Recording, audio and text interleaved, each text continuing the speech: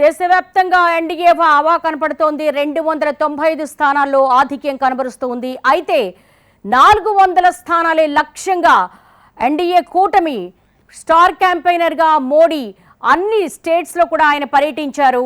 ఈసారి elections high voltage మధ్య జరిగాయి.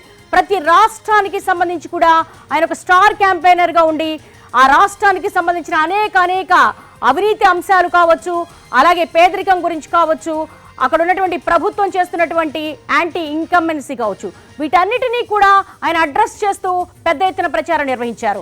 అయినప్పటికీ కూడా ఇండియా కూటమి తృణమూల్ కాంగ్రెస్ 30 స్థానాల్లో, డిఎంకే 21 సీట్లలో ఆధిపత్యం కనబరుస్తోంది. ఇక ఇండియా కూటమి విషయానికి వస్తే ఉద్ధవ్ సేన 11, అలాగే సిపిఎం 4, సిపిఐ 2 స్థానాలు, 241 స్థానాల్లో ఆధిపత్యం కనబరుస్తున్నటువంటి సందర్భం కనబడుతుంది. బీహార్లో ఆర్జేడీకి కేవలం 3 సీట్లు ఆధిపత్యం కనబడుతోంది. దేశవ్యాప్తంగా ఎన్డీఏ కూటమి ఆధిపత్యం మనం చూస్తూ ఉన్నాము. అయితే కొంతవరకు కూడా 370 స్థానాలు సొంతంగా, 400 స్థానాలు కూటమిగా సాధిస్తామని చెప్పినటువంటి నరేంద్ర మోడీ ఆ దిశగానే ఆయన సుడిగాలి పర్యటనలు చేశారు. ఆయన స్టార్ క్యాంపెయినర్గా ఉన్నారు.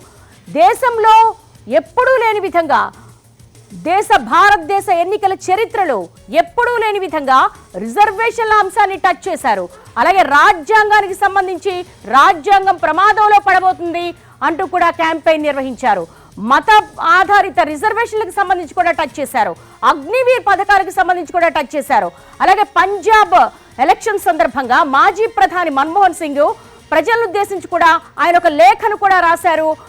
బీజేపీ చాలా విద్వేషపూరితమైనటువంటి మతతత్వ రాజకీయాలు చేస్తోంది, మోడీ ప్రధాని పదవికి అనర్హుడు అంటూ కూడా ఆయన చాలా ఘాటైన వ్యాఖ్యలు చేశారు. సహజంగా మన్మోహన్ సింగ్ ఎక్కువగా మాట్లాడరు. యూపీఏ సర్కారు తర్వాత ఆయన క్రియాశీలక రాజకీయాల్లో పెద్దగా లేరు. అలాంటి మన్మోహన్ సింగ్ కూడా ఒక లేఖను అయితే పంజాబ్ ఎలక్షన్ సందర్భంగా ప్రదర్శించారు. దానికి ధీటుగా దాన్ని ఎన్కౌంటర్ చేస్తూ మోడీ కూడా సిక్కుల ఊచకోతకు సంబంధించి రాజ్యాంగాన్ని తుంగలు తొక్కింది, కాంగ్రెస్ కాదా అంటూ కూడా ఆయన ఘాటుగా విమర్శలు చేశారు.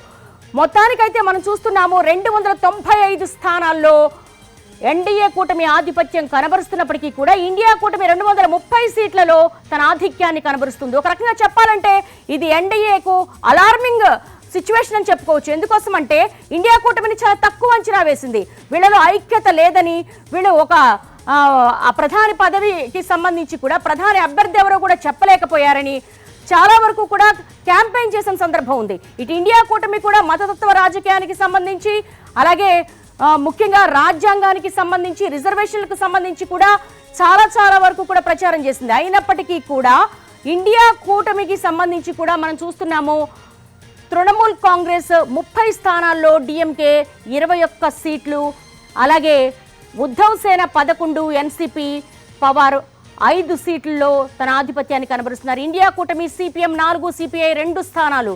ఓ రకంగా చెప్పాలంటే దేశంలో ఎగ్జిట్ పోల్స్ కూడా అంచనా వేయలేనటువంటి రిజల్ట్ని అయితే మనం చూస్తున్నాం. ఎందుకంటే 3వసారి ప్రధాని నరేంద్ర మోడీని అవుతారు. అలాగే 371, 351 వరకు కూడా నేషనల్ ఎగ్జిట్ పోల్ ఏజెన్సీస్ అన్ని కూడా ఎగ్జిట్ పోల్స్ ఇచ్చిన సందర్భం కనబడుతుంది. కానీ దానికి భిన్నమైన వాతావరణం కనబడుతుంది. ఇండియా కూటమికి 150 నుంచి 140 వరకు కూడా ప్లస్ ఆర్ మైనస్ ఇచ్చిన సందర్భం కనబడుతుంది. కానీ ఇక్కడ చూస్తుంటే వాస్తవ పరిస్థితి చాలా భిన్నంగా కనబడుతూ ఉంది. అంటే కొంతవరకు మోడీ మ్యాజిక్ కావచ్చు, అలాగే మోడీకి ఉన్నటువంటి పాపులారిటీ కావచ్చు, అలాగే అయోధ్య రాముడు కావచ్చు, ఈ ఫ్యాక్టర్స్నే ఎక్కువగా క్యాంపెయిన్లో చూపించిన సందర్భం ఉంది. అలాగే విపక్ష పార్టీలు కావచ్చు, ప్రతిపక్ష పార్టీలు ఆయా రాష్ట్రాల్లో చేస్తున్నటువంటి అవినీతి కావచ్చు, ఆ స్కామర్కి సంబంధించి కూడా పెద్ద ఎత్తున ప్రచారం నిర్వహించిన సందర్భం కనబడుతోంది. ప్రధాని మోడీనే స్టార్ క్యాంపెయినర్గా ఉండి ఆయా రాష్ట్రాలు, ముఖ్యంగా కేరళ కావచ్చు, పశ్చిమ బెంగాల్ కావచ్చు, పశ్చిమ బెంగాల్లో అమిత్ షా అయితే ఒక సందర్భంలో ఈసారి 70 స్థానాల్లో మేము పాగా వేస్తామని కూడా చెప్పడం జరిగింది. పశ్చిమ బెంగాల్లో పెద్ద ఎత్తున అవినీతి జరుగుతోంది, ఒక గూండాగిరి జరుగుతుందని చెప్పేసి పశ్చిమ బెంగాల్లో తృణమూల్ కాంగ్రెస్ హవాకు కానీ ఆధిపత్యానికి కానీ చెక్ పెట్టాలని పెద్ద ఎత్తున ప్రచారం నిర్వహించిన సందర్భం కనబడుతోంది. కానీ వాస్తవ పరిస్థితి చాలా భిన్నంగా ఉంది.